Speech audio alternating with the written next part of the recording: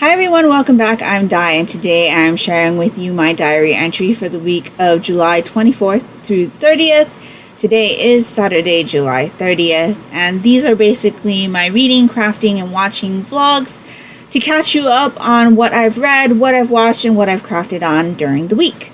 So as always, we'll start off with the reading, and then I've got a little bit of knitting, and then some TV show and movie watching to share with you. So let's get into it. So, this week I was supposed to have been participating in the Sharkathon, which is being hosted by Bobby the Pigeonator. I am not doing really great with that, but I'm hoping that before the readathon is over, because I still have the rest of today and tomorrow to read stuff, that I will at least get some of the prompts done. So, anyway, tangent. Let me tell you about what I've read this week, or what I finished.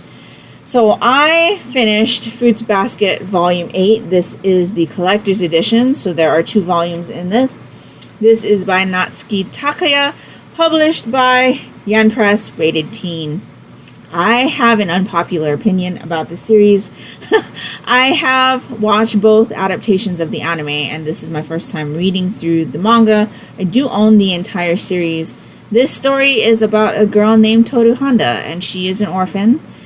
She does have relatives, but they don't want to take care of her. She is in high school, and so she is living alone in a tent on a piece of land. Turns out that land is owned by a member of the Soma family, and the Somas have a secret. So the person who owns this particular piece of land is also caring for another high school student. It happens to be the most popular boy at her school, and so he takes Toru in under his wing to give her a place to stay and be a guardian of sorts. And so later, I still think it's in the first volume, he also takes in another one of the Soma family. So the Soma family, like I said, has a secret. Some of the members in the family are cursed with the fact that if a member of the opposite sex hugs them, they transform into a specific zodiac animal. And so the series follows Toru meeting several of these members who have this ability, making friends with them and kind of changing their lives. I think that's the best way to explain this series without giving spoilers. For me, it was pretty obvious what the end goal was for this series from the get-go of the series. I don't know how obvious it is for most, but I do not really enjoy this series. It's a series based in abuse. Child abuse, mental abuse, physical abuse. It's not an enjoyable series to read. There are lots of triggers, and I personally don't understand how this series is so beloved, because there's just so much wrong in this series, and I am not enjoying what I'm reading. So I do want to finish reading it, because like I said, I've already watched the anime adaptations, so I know where this is going. And I figured out pretty early what the end game was going to be in the first place. So not a surprise for me. I just kind of want to see if there's anything different in the source material. I do hear that the newer adaptation is very close to the manga, but it's always nice to see the mangaka's notes in the sidelines and just talking about their experience drawing the series, what their thoughts were on it. Earlier in this series, a couple volumes ago, I think, the mangaka was actually having lots of pain in their hand, which caused them to need to have surgery, and then they realized that after the surgery, their drawing changed a little bit. And so I do find all of that fascinating. I just don't enjoy this story. I don't enjoy what's happening, and I don't enjoy all of the abuse. So that's where we're at with that.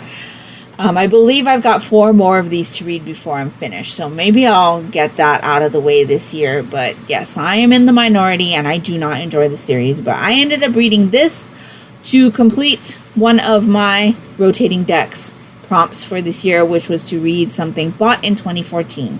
And so I read this, so that prompt is taken care of, which is great.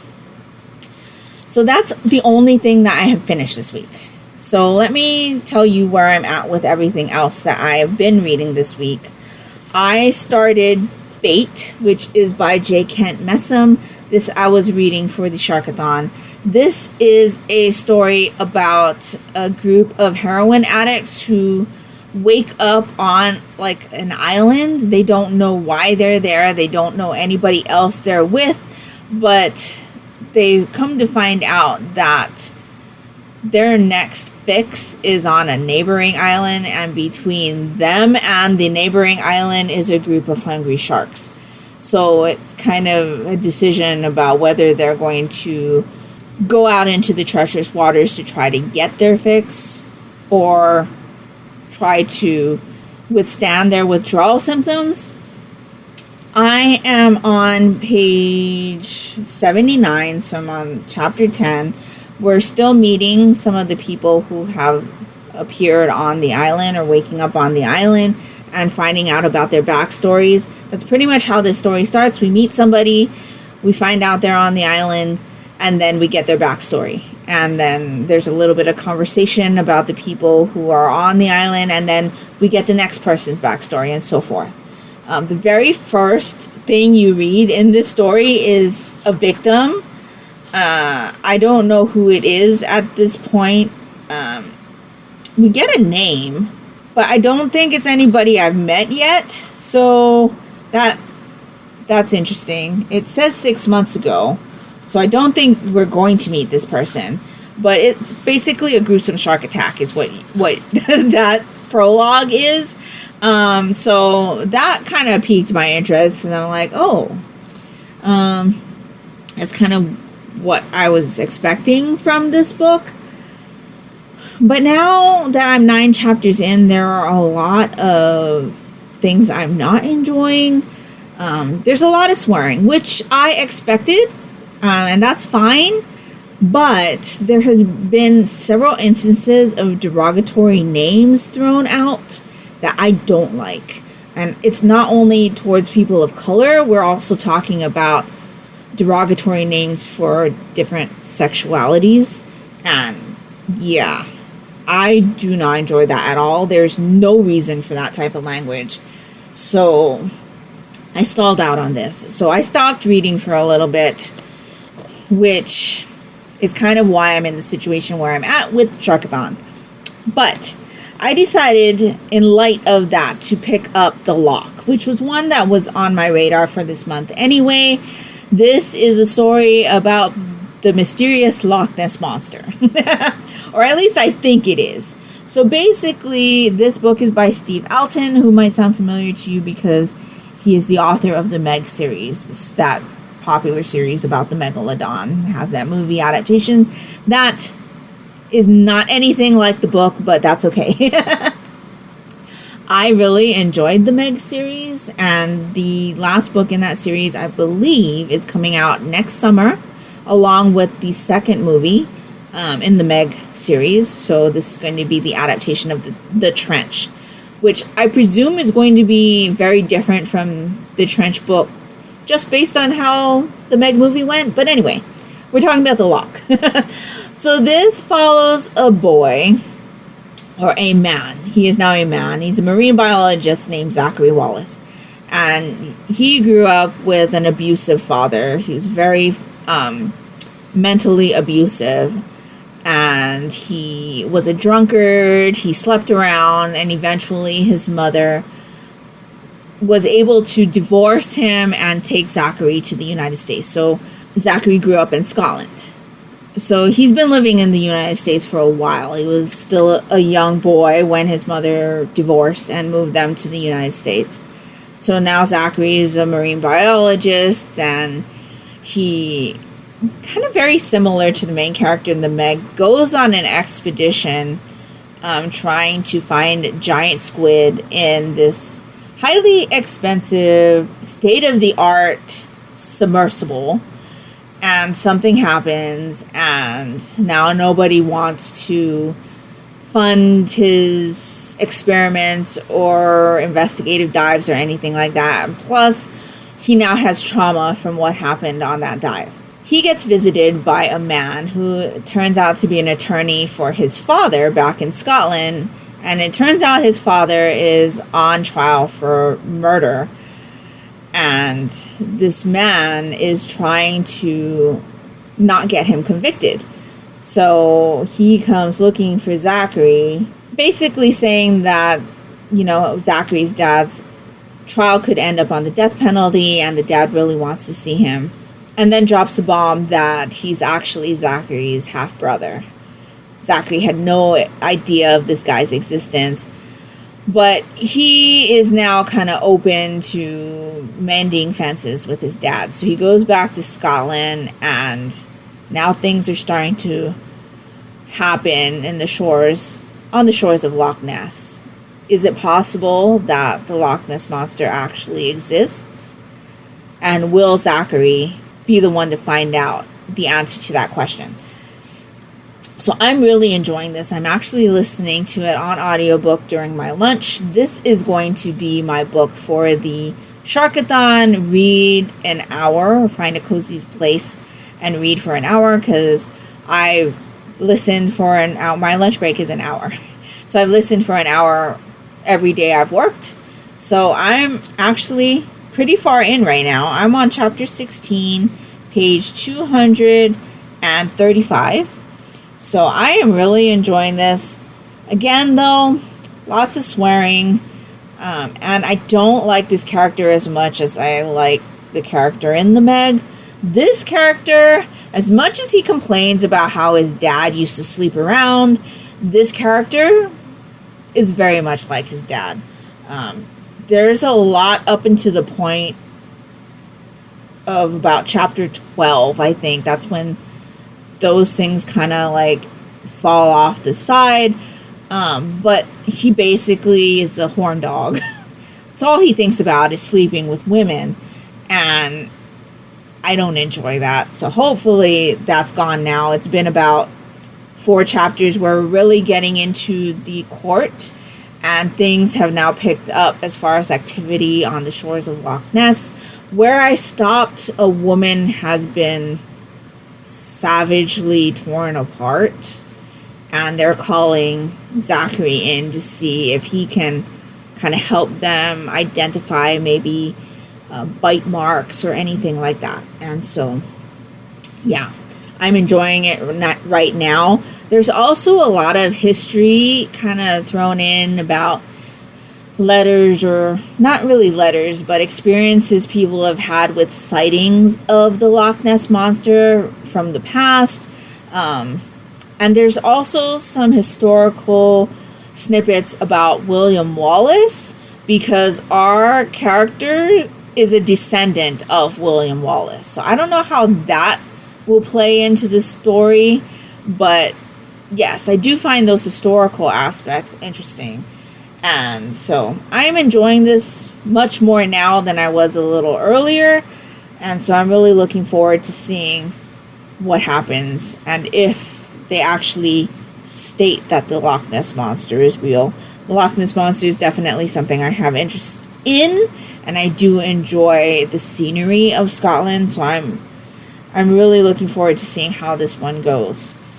Other than that, to finish out my prompts for my Rotating Decks TBR game, I decided not to continue with Betrayal this month, because for me, that particular trilogy feels very Halloween-ish, very fall, and I'm not quite ready for that. And so I decided to pick up another R.L. Stine, and I picked up Sunburn. So I was feeling a little bit more wanting to read summary books, and obviously we're on the beach here. This is an author that I enjoyed when I was growing up, so this will fit my Blast from the Past prompt. I am on page 104, chapter 17. So I'm right here. I am enjoying this one so far. I did have to open up a new pair of bookmarks because I'm in the middle of several books. So I opened up Jinbei-san. And if you watched my Disis19 Diaries from last week, you will see that I picked up a plushie of Jinbei-san while we were shopping at the Barnes & Noble. So Jinbei-san is a whale shark, in case you didn't know. But yes, I'm on chapter 17, page 104. So I have met my 100-page mark for the prompt. So that is great. I now don't have to worry about pulling a punishment prompt for August. So this story is about a woman or a girl. She's a teenager named Claudia. She gets a letter from a friend from summer camp saying, hey, I think we didn't get enough time to hang out together at summer camp. Let's have a meetup, like a vacation together. So just our cabin. And so she goes to her friend's beach house, and the other two girls from the cabin plus the beach house owner, they're all like having this grand time at the beach. But our main character starts to notice that little accidents are starting to happen. And are they actually accidents, or is somebody out to get them? Because there seems to be a secret from something that happened while they were at summer camp this last time around. So I really enjoy these Fear Street books.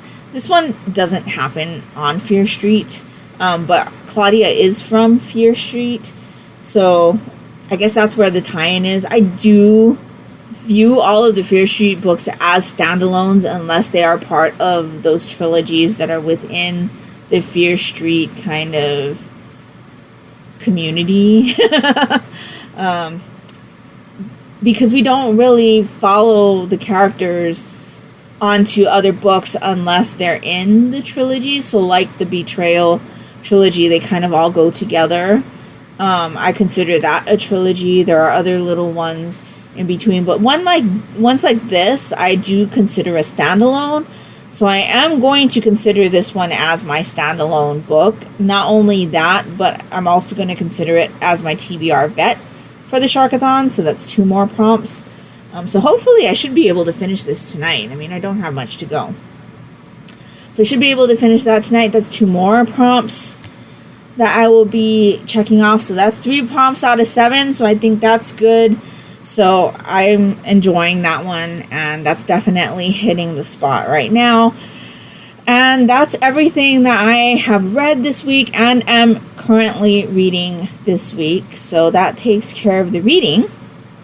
Let's get into some knitting. So this week I actually had to take a class for my job. So my profession requires me to take classes.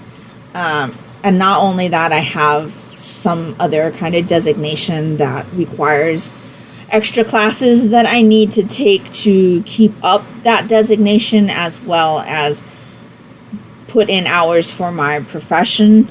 And so I had one of those classes this week. It was most of the business day class. And so during the class, I decided to pull out some knitting since it was an online class and I didn't have to have my video camera on during class. I pretty much just needed to watch for the check-in points.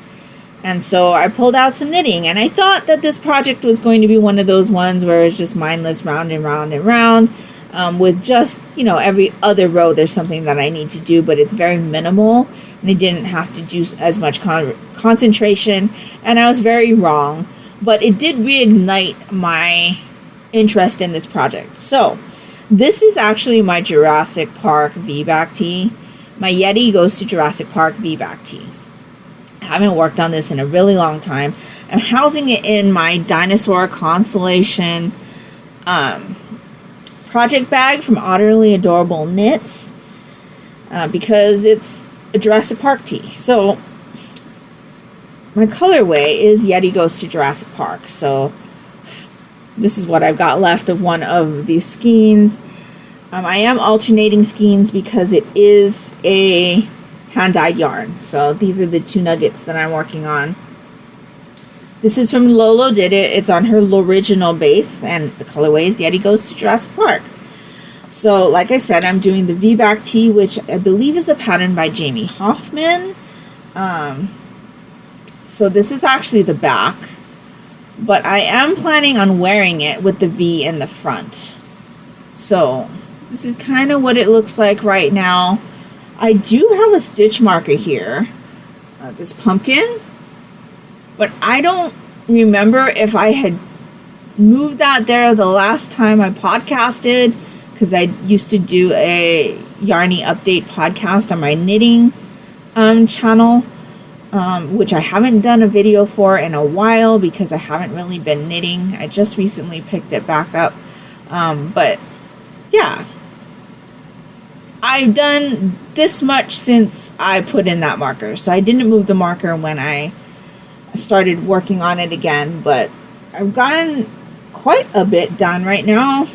Like I said, this wasn't the project that I thought it was going to be, because I thought I'd just be going round and round and round every other row, do just a little bit, but I ended up hitting a section where there needed to be short rows done. So that's what I'm doing right now. I'm doing short rows. They're actually really long short rows because they go all the way up to like that ridge that's in the back, or it'll be the ridge in the front for me. This ridge right here is in the middle of the V, and so there are short rows that kind of go around the back all the way to the V, and then we're working like this around. So that's the section I'm in. So yeah, I have been alternating skeins. I kind of think I need to redub this the Hot Mess Express shirt because there are so many things wrong with this shirt. So the reason I had stopped knitting on it for a while is because I was knitting on it continental.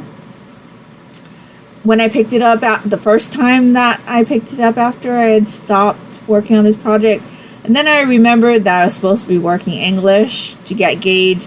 So there's a little section in here that's just slightly bigger.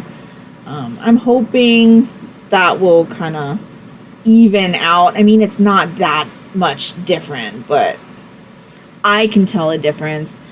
I think when the stitches relax, though, you won't be able to tell. So I did end up going back to English. I missed a couple of decreases. I think I missed one decrease. Also, I was working this, because I was working alternating skeins, I decided to try my hand at, okay, I had to look it up. It was the Babel's Traveling Yarns Jogless Join way of alternating skeins in the round with no seam. I decided to try that. And once I started doing the short rows, that kind of didn't work out so well. So there's a little section here. It's pretty close to the side seam, or the side where there should be a seam, but there isn't. Where there is actually like a 1 inch or 2 inch seam. If I can find it, I'll show it to you. But yeah, it's about 2 inches, so you can see right there. I mean, you can't really tell. The stitches are a little bit weird right there, but I think with blocking it should fix it. So yeah, I finally, of course I didn't think about this while I was doing class, because it's kind of a lot to be trying to take in the information, figuring out what you're doing. I really should have just put it down, but I was just like, no, I really want to work on this project, and I couldn't actually like get up and switch projects. I didn't want to twiddle my thumbs while I was doing class. So anyway, long story short, I finally did cut the yarn and then start the new yarns here. And so there's not really a seam, but I'm just basically dropping the yarn and pulling it forward and then pulling the other yarn around and then knitting. I'm not creating that seam by dropping it and pulling it up. And so far so good. I mean, again, we're a little bit wonky because it's fingering weight yarn and we're at a larger gauge, but I think it should look fine once it blocks. So yeah, I have this section here that has like no sprinkles, even though I was alternating skeins. So yeah, I don't know. This is the first time I've alternated skeins on a hand-dyed project, because normally I don't use hand-dyed yarns for large projects. I just use commercial, so I don't have to alternate. But yeah, this has definitely been a learning experience. I think it should be okay. I mean, it should be fine. It should be fine. I'm not going to worry about it. I'm still going to enjoy this shirt when I'm done. I'm really happy with how the top looks, and I just think it's going to be great. So provided that everything blocks out as it should, it should be fine. But if not, it's my own fault. And it's a learning experience, but it should be fine. So that is my Yeti Goes to Jurassic Park Be Back Tea. So I did wind up a third skein. So I have that ready to go since I'm basically working with nuggets right now. I have a fourth skein as well, but I'm not quite sure what to do with that one because that particular skein is heavily speckled. It's heavily speckled compared to the 3 skeins that I used. So I don't know if I want to also alternate that around or just hope that I have enough of that third skein to finish off the bottom of the shirt and do the little bit of sleeve. Should I take that chance? What do you think? I mean, fingering weight yarn goes a long way. I just don't know because there's so much difference in the amount of speckles between the 3 skeins I've already put into the shirt and the 1 skein that I have left. So yeah, if you have any suggestions, definitely let me know down in the comments below because I am not sure what I want to do with that. I may have to stop and give it a little bit of a think once I run out of the first nugget because I'm going to run out relatively soon. So let me know what you think I should do down in the comments below. But that's all of the knitting that I've done so far. Let's get into some TV and movie watching. So we finished Mouse. There was a twist that I came up with right before the twist occurred. So like the day before we watched, I had mentioned to my daughter, hey, I think this will happen. And sure enough, the next day, the next episode we watched, that happened. So it was still a really interesting series. Per Vicky, there are 3 other episodes left. There is like a variety type show where they interview the actors about the drama. So it's not an actual like drama episode.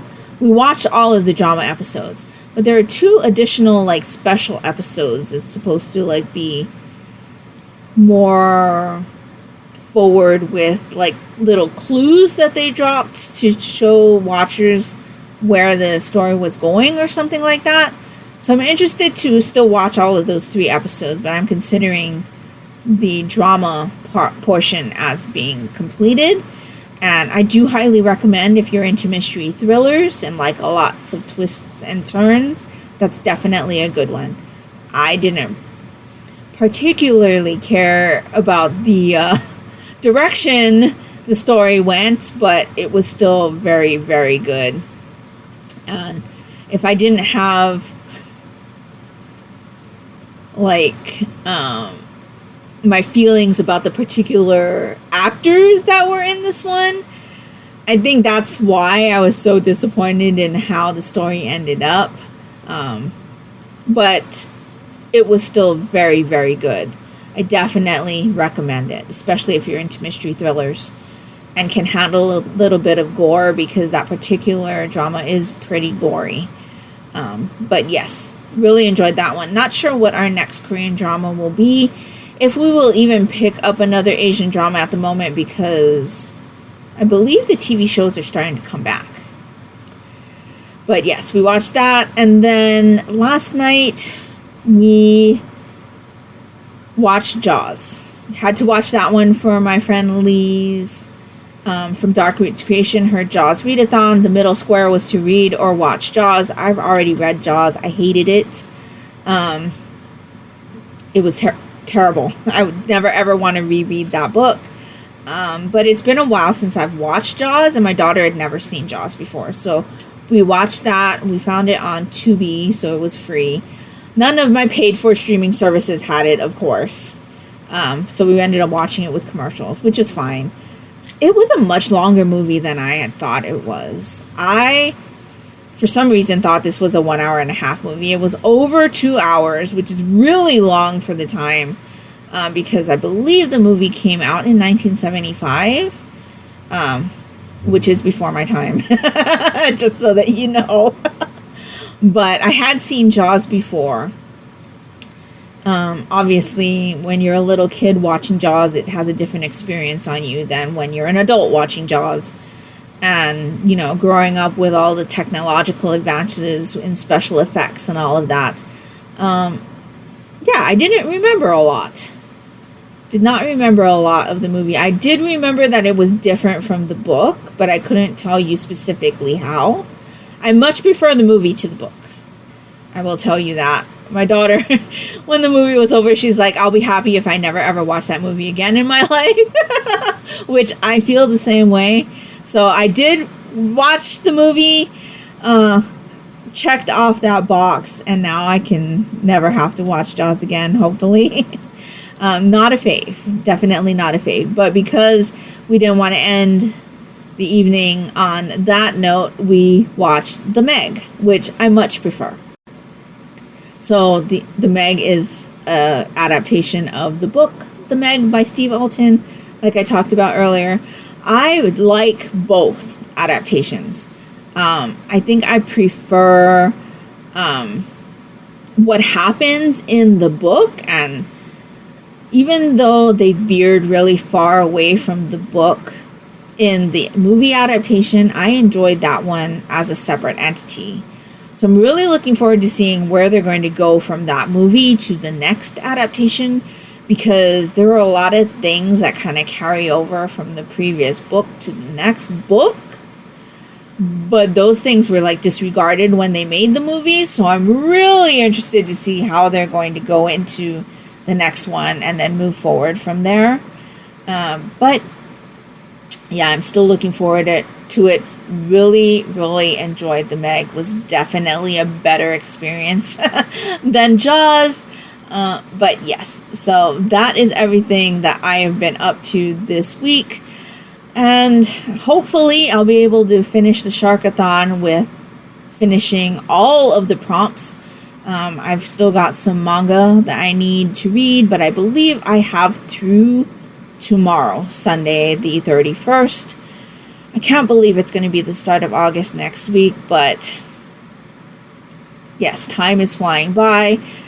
So check back in with me next week to see how I did on the Sharkathon, and how I was going to say how I finished out the month with my prompts, but I've obviously checked off both of my prompts to check in how I ended out the month as far as reads go. I'm not sure that I'm going to be able to finish anything else that I'm currently reading besides the R.L. Stine book, but like I said, I do want to finish it, the rest of the prompts I have for Sharkathon, so I should have some other things read for you next week. And so yes, let me know how your week has been. Have you crafted on anything? Did you have a favorite read of the week? Did you watch Shark Week on the Discovery Channel? I'd love to know. I don't have the Discovery Channel, so we've still been watching shark documentaries on Disney+. But I have been enjoying the little snippets on the Discovery Channel YouTube channel. And yeah, Best book of the week, worst book of the week, what have you been up to? Let me know down in the comments below. If nothing else, you would just like to let me know that you are here. If you could leave me a beachy type emoji for sunburn down in the comments below, that would be greatly appreciated and would really help me out. And that will do it for me today. So I hope you're all doing great. I hope you're all safe and healthy. And until next time, take care and smile always. Bye!